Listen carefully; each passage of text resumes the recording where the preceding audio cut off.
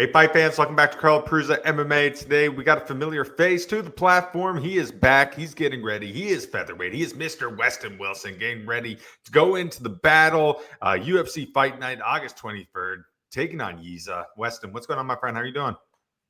Doing good. Just short notice, getting ready, cutting weight, everything like that. In this day and age, I think short notice fights are something that we're seeing quite frequently. I mean, almost everyone has been through a short notice fight. And I think the biggest difference is, 15, 20 years ago, guys would fight, they take a couple months off, they'd get back in. Now, I mean, to be a world-class fighter, you have to do this every single day. I feel like you really have to train year-round. Do you think that's the case in this day and age? Yeah. I think more like there's more sports science coming out. It's no longer like the bro science with the PI and everything, and all the resources available. And they're very liberal with giving resources to the fighters, even if they don't live in Vegas.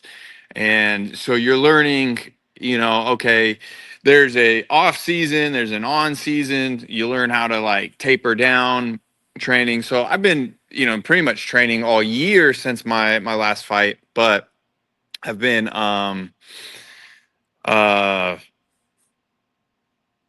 not like going balls to the walls hard the whole time. It's been more, I'll go hard when somebody's got a fight camp, and I'll pick my pace up, and then I'll taper back down, or uh, so like it's constantly up and down and things like that. Uh, so when the call came, like I felt good enough that like 3 weeks, 4 weeks was plenty of time. Absolutely. Your last time out, you got your first win in the UFC, first round finish over Jekka. Looking back at it, what did you make of the performance? It went exactly as we thought. We knew that he was going to come out swinging heavy, trying to put me away early, and so the game plan was, I mean, the analogy that one of my coaches said is he's like a blender. Like he's going to go this way, he's going to go that way. If it misses, he's just going to be here and there and everything like that. So. We just had to slip under the blades and get to his hips, get him to the ground, and find the submission, and that's what we did. So I knew that I would be able to submit him, and the only surprise was how easy it was. I thought I'd have to fight for the submission a little bit more, but I'm not complaining.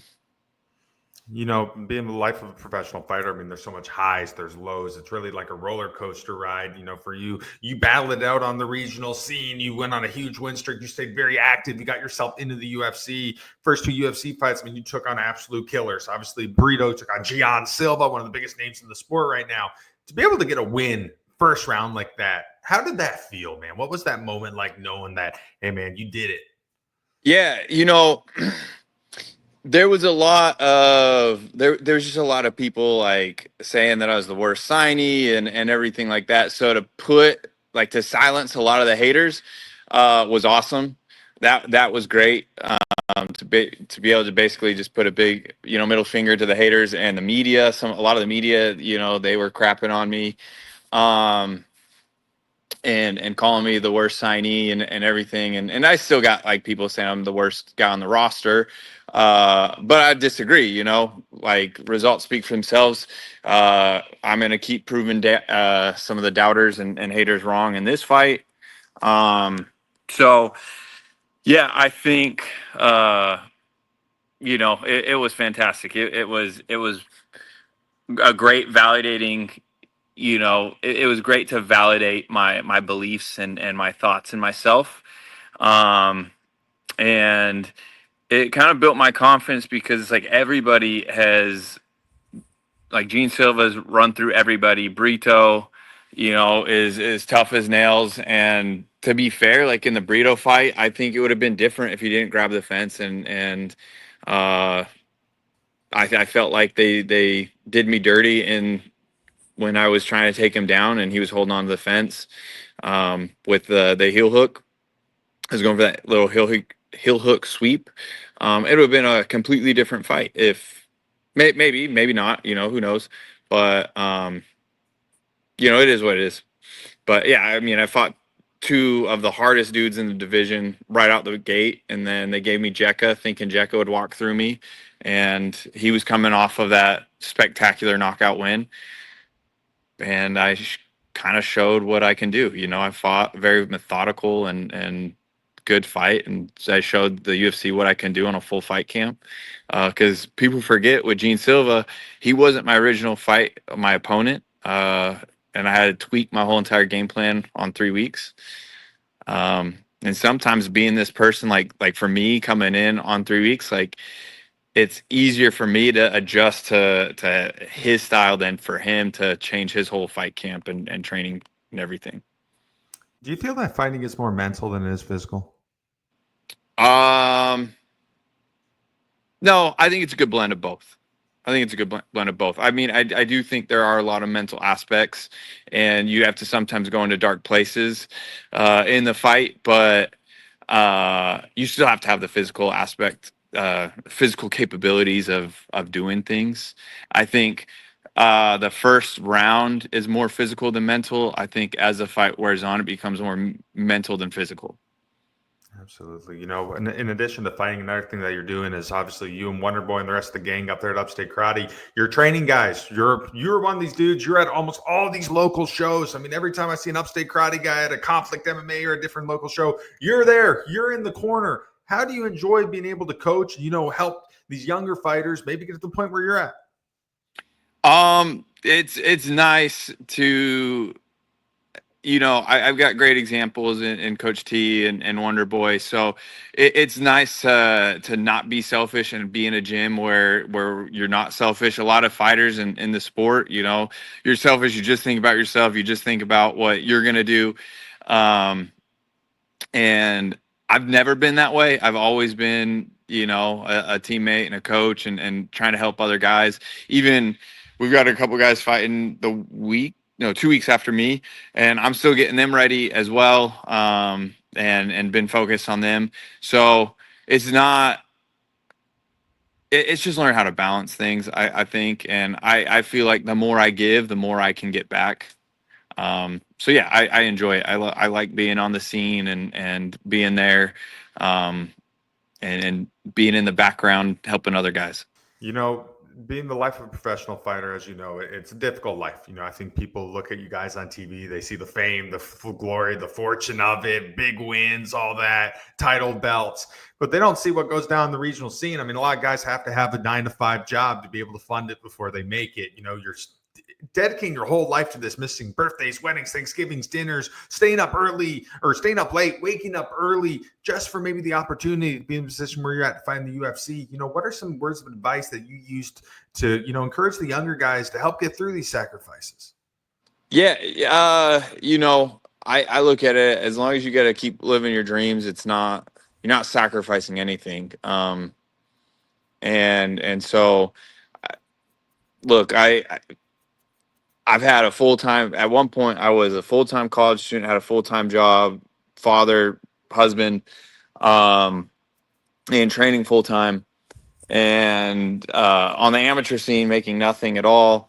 And I don't know, if you want it, you just got to figure out a way to make it happen. But at the same time, I needed to also set my priorities to take care of my family, take care of my kids.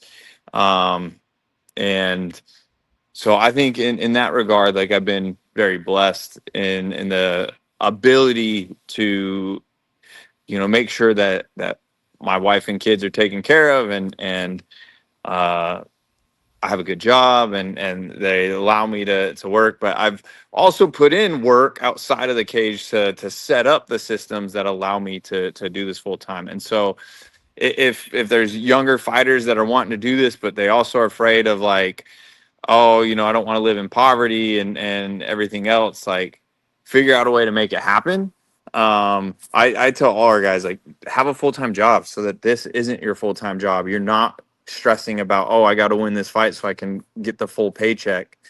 Then you just got to have fun. You're getting paid to do your hobby instead of making this your job. And that's how it is for me. Like, I get paid to, uh, do my hobby, and I have enough discretionary income to where I can take my wife to China with me. I can, uh, I can take friends out with me and things like that. So yeah, don't make fighting your job, make it your hobby. And how you make it your hobby is you set up systems in your life to where it's not, you know, to where everything else outside of fighting is taken care of.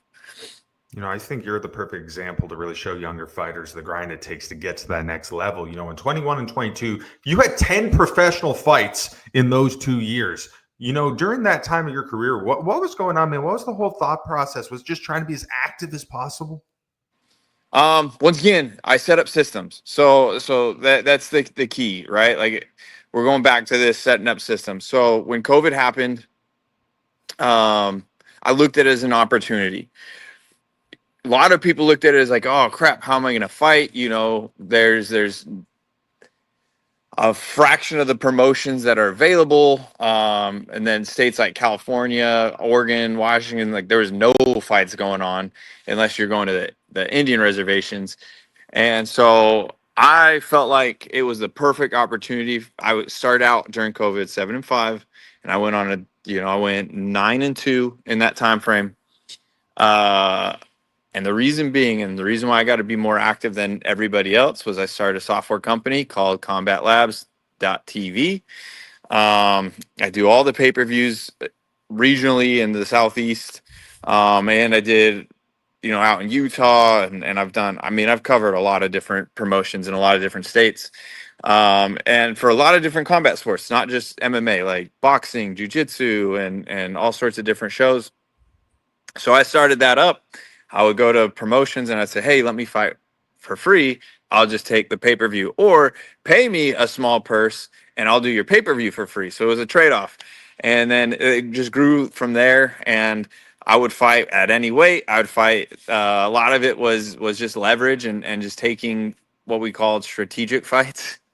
And so my whole strategy was 3-4 fights, and then I'd fight like a test, and then it'd be like 3 more, fights, and then I'd fight a test, and we'd work with my management would work with me, and we'd be like, okay, here's a strategic opponent who's got a good record that we could beat, and so we kind of just laid it out like that. That was the plan, and that's how I went and became so active. Is I set up a system for myself, and a lot of times when there is a bad situation like COVID, there's a lot of opportunity. You just got to find that opportunity, and really that's what I did. And hate it, respect it, whatever, it doesn't matter. It worked for me. Absolutely. When you look at a map of the United States, you can pick out the different hotbeds of MMA areas. Obviously, California's got a huge scene out there. You got Florida, you got Colorado. The Southeast is really starting to get put on the map, man. I believe Stephen Thompson, definitely one of those first guys to really represent the Southeast and mainstream stage of combat sports. But now in this day and age, you're looking at the Malcolm Wellmakers of the world. You're looking at Cody Brundage, Cody Durden. You're looking at Brian Battle. You have all these guys on the regional scene. You feel like the Southeast is starting to get a lot of love? I do. I do think there's a lot of guys in the Southeast. I would say though, like Cody Brundage, he's training out in Colorado. You got me, Wonder Boy, Malcolm Wellmaker. I think we're 3 that stay solely in the Southeast. Brian Battle, I think he split his time between his gym in Charlotte and Nevada now. But I would say the 4 of us, Brian Battle, Steven, Malcolm, and I, we're the ones staying.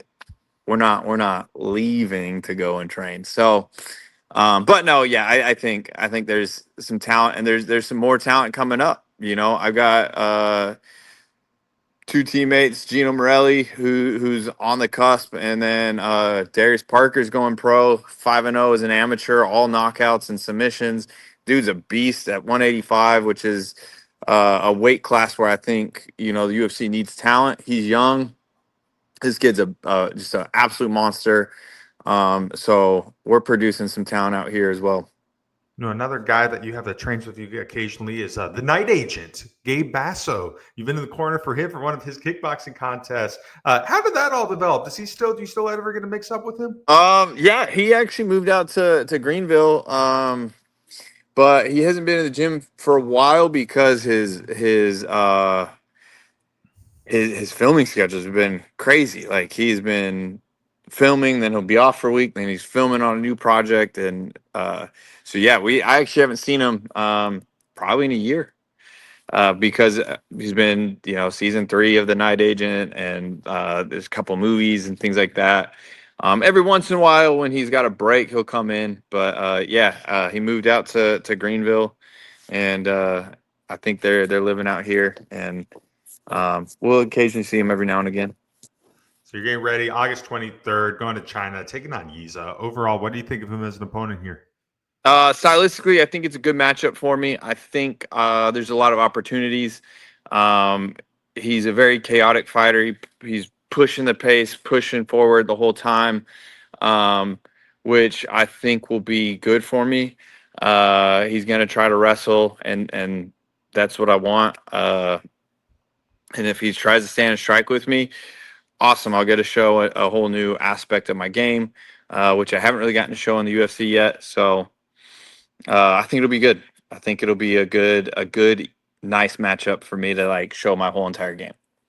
So this time you get to step out of the apex. You get to go other side of the world. You can fight in a big arena, bunch of fans. Does that aspect excite you for this one? It does. I've gotten to be in Wonder Boy's corner his last 2 fights, where he got to fight in 2 big arenas. He fought in Salt Lake and he fought in Nashville. And so I feel like that's kind of trained me for what to expect in an arena show. And it'll be a good time. I think, getting to be out there, and I know what to expect, like going through the curtain, making the walk, getting into the cage. So I know everything that I can expect in there. Yizha gets to fight in his home country for this one. Do you kind of like being in the role where you can maybe be the villain or the spoiler in this situation? Yeah. It doesn't bother me. Like, I fought in Oklahoma against an Oklahoma guy, and that was a super rowdy crowd. And by the end of it, they were all on my side. I've fought the hometown guy many a time, and it doesn't bother me. It doesn't affect me. It's just business. I fought in New Orleans against the New Orleans guy, one of Dustin Poirier's guys, and I put him to sleep in a minute 30. So, I mean, it's not a big deal. Absolutely. At this stage of your career, what's the ultimate goal? Just continue having fun. That's it. I'm 36 years old. I got signed at 34, so I was on the relatively older side. At this point, I'm just playing with the dealer. I told my wife I'd be retired by 35 if I didn't make it to the UFC. I made it right before I turned 35. And so now we're just playing with the house's money at this point. So we're just going to have fun with it. We're going to see how far we can go. I've already been checking off goals in the UFC. I got the sports card, fighting in an international arena. My kids get to watch me fight, and yeah. So at this point, we're just playing with the house's money at this point. When you look at your journey, I mean, it's kind of crazy at the climb that you've made. I mean, you found some of the biggest promotions in the world. Obviously, LFA, you found Bellator, you found the UFC. I think when you first started, you're fighting over in Brazil. It's stuff like that. When you look back at it, is it amazing, where to see where you've come? And, right now, you're at the top 1% of MMA guys being able to live out this dream in the UFC. Yeah, it is crazy because I started watching UFC when I was a kid in 5th grade, and I thought it was cool. It was obviously very counterculture at the time. Then in high school, The Ultimate Fighter came out, and you start to see a wave. It was still very counterculture though. But you had more and more guys like Rich Franklin who were coming in from educated background, middle class. So it was no longer these guys from broken homes with anger issues and daddy issues and things like that. But I remember when I first started training MMA as a kid in high school, 20 years ago, like I had teachers, I had parents, I had, like going to my parents being like, what are you doing letting your kid like associate with these, degenerates and things like that. And so it's been cool to see the evolution. It's been cool to be part of the evolution. And getting to train with guys that like I've admired and grew up watching and meeting some of these guys has been really fun and gaining their respect. And like for me that's just I'm just living a boyhood dream, and I'm still living my childhood dreams. So yeah, what can I say? It's kind of crazy when you see where the sport has come. 20, 25 years ago, people were calling this human cockfighting. It wasn't legal at every single state. When you looked at regional promotions back then, sometimes it was like kind of like the wild, wild west. You wouldn't really know what you're going to get. It could be mystery opponents, could be fighting at bars, barns, outside. When you first started, do you have any crazy stories of maybe fighting multiple guys in the same night, mystery opponents, outside, bars? I did a Muay Thai tournament in Brazil. And I was the only American there. I was in this gymnasium in Brazil, and so I weighed in a whole weight class smaller than the bracket they put me in. Um, so I think I weighed in at like 155, and they put me in the 165 bracket. And I remember they called me to the ring, and they're like, "All right, you're in ring 2." So, all right, cool. This big black kid, Brazilian. It's like 6'4", probably 190 pounds, 185 pounds. He's just beating the tar out of me for a full minute, minute and a half, 2-minute rounds. And the thing is, it's Muay Thai, it's amateur, but we were using these cheap gloves, no shin pads, no headgear, full like knees to the face, everything. I mean, for all intents and purposes, it was amateur, but it was really pro. Like the only thing we couldn't do was throw elbows, but you could knee to the face with no knee pad. And so I'm like thinking to myself halfway through this round, I'm like, dude, this is not for me. Like I'm getting the shit kicked out of me, excuse my language. And he's just beating me up. They stopped the fight, and I'm like, oh, did I get knocked out? Like, what's going on? And then my coach, he's pissed off. I see him yelling, and they're like, oh, sorry, you're in the wrong ring. Wink. They're like, you're supposed to be in ring 1. And like, oh, and you only got a minute to get in the ring and be ready to fight, like no break. And so then I figured out what my coach was pissed about is they purposely threw me in the wrong ring to like jack me up to give the kid the advantage. So I'm all fired up, and I was like, all right, cool, whatever. I look at my opponent, I'm like, oh, this guy's closer to my size. He's not this huge giant that I just got the crap kicked out of me from. And so I go in, and I whoop that kid. I knocked him out in the first round, and go on to the second fight. It's the semifinals. So there's 3 fights, and you win the belt. And so I'm in the semifinals. I put a beating on that kid. 2 straight front kicks to the groin. They give me 2 standing 10 counts. He kicked me in the groin, and I'm yelling. I'm like, no, it's a groin shot. It's a groin shot. And they're giving me standing 10 counts. So the second round, and then they took a point away from me as well. So I lose that round 10-7. And so my coach like, all right, you got to stop him in this round. Just stop him in this round. So I was like, okay. I need that kid to the face like 6 times, break his nose, bust his face open. He's bleeding everywhere. They stop the fight. They go to the judge. They decide, oh, we're not going to stop it by a TKO. We're going to stop it because of blood. So we're going to go to the judge's scorecard instead. Oh, you lost the fight. And the kid who won the tournament, because they weren't going to have an American win the tournament, the kid who won the tournament, he got a bye into the semifinals. He won the semifinals, so he only won once. And then he didn't have to win the finals. They automatically advanced him. They advanced my opponent to the finals, even though he couldn't continue because he had cuts under both eyes and his nose was shattered. So the kid who won, he won everything with only fighting once. And I had to fight the first opponent who wasn't even in my weight class, Then my second opponent, who was really my first opponent, and then I didn't even get a win. I didn't even get to compete in the final round because they didn't want to.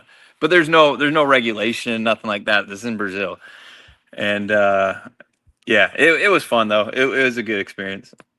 Before I let you go here, I want to run you through some big matchups coming up in the UFC. I want to get your prediction of who you think are going to win some of these big contests. You know, we got a big one, middleweight championship bout here in a couple of weeks.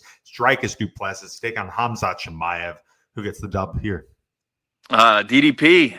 I don't think he can. I don't think Khamzat can handle, especially rounds 4 and 5. I don't think he can handle the chaos. You know, another one, a former adversary of yours, Gian Silva. He's fighting Diego Lopez this time around. Who pulls out on that one? So I'm going with Diego Lopez. I've gotten to talk with him and his team, part of their fight camp and everything. Gave them my notes, and so I'm going to go with Diego Lopez. We got some big contests that just recently got announced. We got Murad Dvalishvili taking on Corey Sandhagen. Who wins that one? I think if there's one style that Corey struggled with, it's somebody like Merab. So I'm going to go with Merab. Now, lastly, we got a big rematch. Alex Pereira, Magomed Ankalaev. Who does it the second time around? I think Pereira takes it. I think that first fight, if you watch it, I do believe Pereira went in sick and had a broken hand. I know Pereira never came out and said it, but I know the medical records showed that he had a broken hand. So I think Pereira. I think he takes it. He stopped all the shots and everything, and yeah, I'm going with Pereira. You know, one of the guys that you've become really close with over the years in the UFC, obviously Stephen Wonderboy Thompson. What's that relationship been like with him over the years? Yeah, he's like a older brother to me. I look up to him and I respect the heck out of him. In terms of like helping me manage my career and you know, giving me the confidence in myself and my abilities and helping me improve and give me the confidence in my grappling, give me the confidence in my striking and help me. Yeah, I mean, he's like one of my only friends, best friend. You know, I respect the heck out of that guy. He's amazing. One of the best human beings on planet Earth. No, it's And, yeah, I mean, I'll do anything for Steven. Steven called me at 3 a.m. I'm up. What do we got to do? You know. You know, his last time out, he took on Gabriel Bonfim over in Nashville. Decision to go his way, but a lot of people maybe thinking he should have won that contest. What did you think of it? Absolutely. I think he won. He drops him in the second. He rocked him in the third. He got a takedown in the third. I think just really the last 90 seconds, Bonfim was holding on for dear life. And you're looking at somebody with an intent to kill and somebody trying to win on points. And I don't know. I think, you know, we've seen this trend lately where guys are just holding on to their opponent on the cage and grinding out decisions. And it's a boring way to win. And I really think the judges should, and the scoring criteria should change that. Winning on the cage like that, I don't know. It's just kind of a lame way to win. I don't think that Steven lost that fight. The crowd didn't think that Steven lost that fight. Heck, even the UFC officials in the back didn't think Steven lost that fight. All right, Westin, last question for you, my friend. In a perfect world, what is the outcome August 23rd when you make your return to the UFC octagon against Yizha? Oh, man, he's going to sleep. That's the outcome. Absolutely. Well, hey, Westin, man, thank you so much for taking time out training camp, man. Can't wait to see you get back in action. The pleasure as always. Carlo, appreciate it. Thank you, man. Absolutely. That's it for us today. I'm Carl Prusa. He is Mr. Westin Wilson. You can watch him August 23rd, taking on Yizha in China. Take care, fight fans. See you.